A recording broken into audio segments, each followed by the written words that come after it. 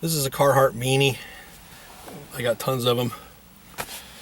Since this video is going to be mostly seen by a handful of people, a couple dozen at the most, over at the Everyday Carry community, I'm sure most of you know what I'm about to say and how I feel about this subject.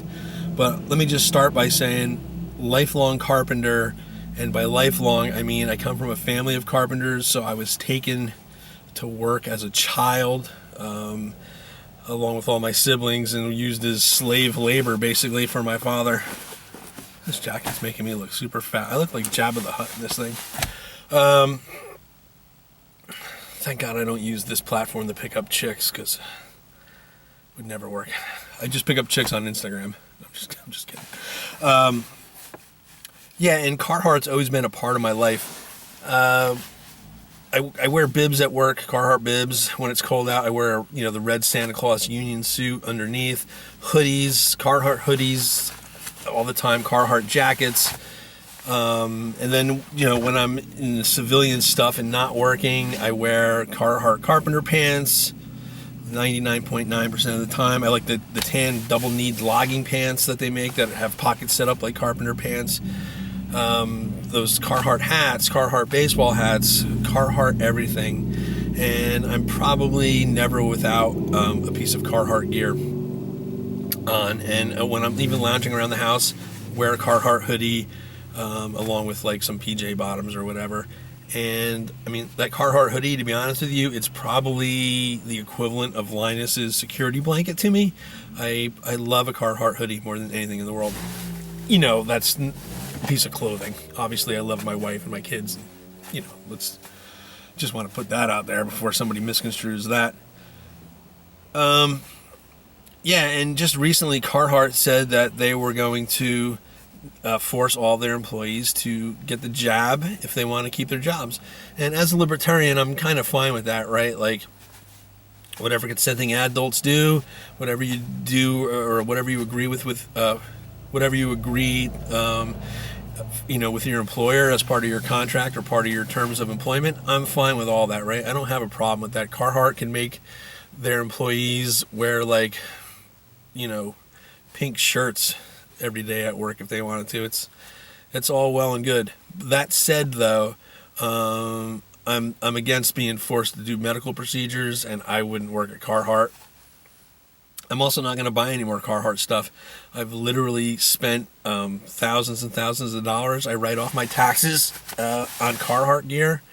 And yeah, and I'm not calling for boycotts. I don't believe in boycotts. I don't believe in woke culture.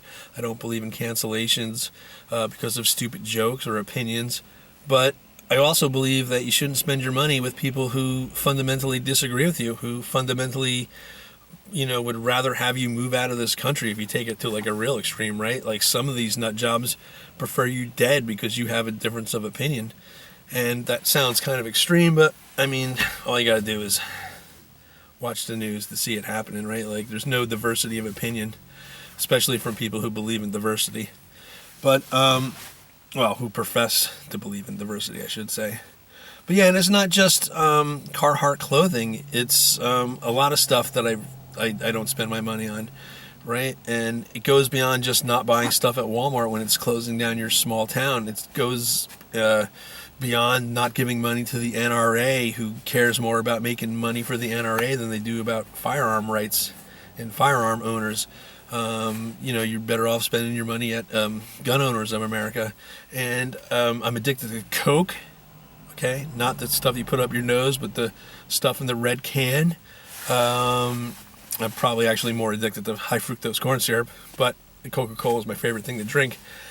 Last summer, I think, or last year sometime, they decided that all the law firms that they hired for outside counsel would have to be at least 40% minority owned, I believe was the number.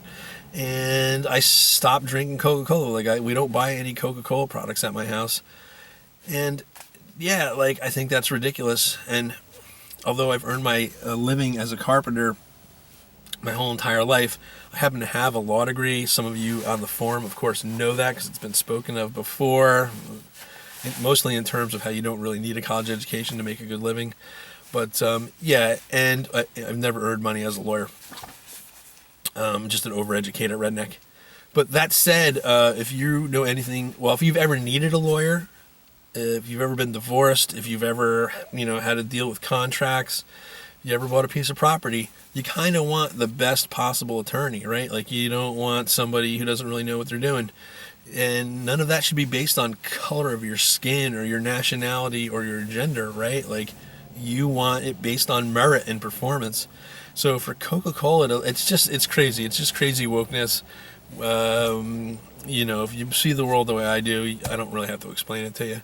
But yeah, I haven't had Coca-Cola in like a year and a half, and I would have at least one can of that shit every day. And Coke Slurpee, like I would swing off for one of those on the way home anytime I passed a 7-Eleven or any kind of convenience store that had that kind of machine. I truly, truly was addicted to that stuff. And, I don't drink or smoke, so it was probably not the worst thing, but still. Yeah, just generally speaking, don't give money to people who don't believe in you, right? Don't give money, even people who profess to believe in you, like those guys at the Patriotic Coffee Company. They claim to be on my side or in my tribe. And listen, I don't think you should be like segregating yourself according to tribe, although that's just human nature. But yeah, those guys are charlatans. They whatever. I'm not going to go down the road with those guys. They're not what they claim to be either. And I don't drink coffee. I've never had a cup of coffee in my entire life. But my wife is heavily into coffee, and we used to buy coffee from them. And I stopped. Like, she's go find some other coffee. These guys, I'm not giving money to them anymore. And that's just the way it is, right? Like, although I would say, generally speaking, I prefer a Japanese vehicle because of the line of work I'm in. I mean, this is a Subaru after all, but because of the line of work I'm in, a lot of times I need a bigger truck, and I own an F-150. But like, I would never buy a Chevy or a GM or a GMC or any Dodge Ram product because, I probably would buy a Jeep.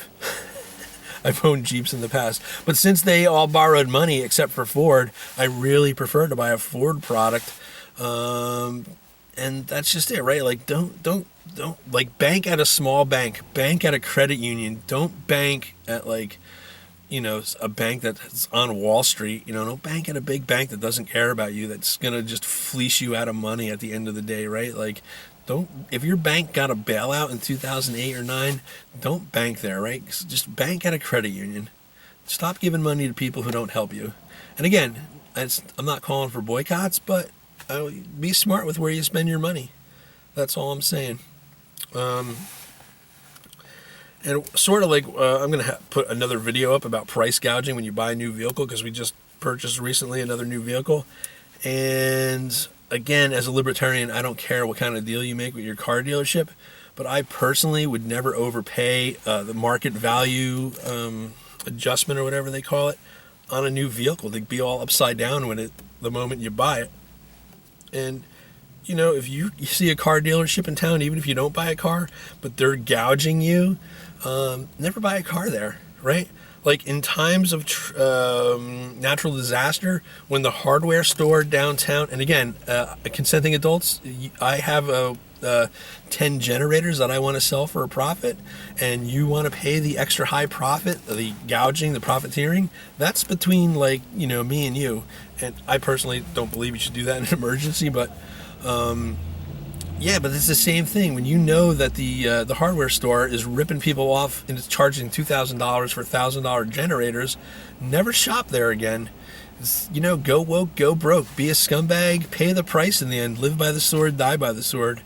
All right? That's just my thoughts, and that's all I have to say about that. Okay. Leave a comment down below how fat this makes me look. I'm just kidding. Don't leave any comments. You can if you want, but I'm not in it for the comments. All right. Thanks a lot. See you guys on the next one.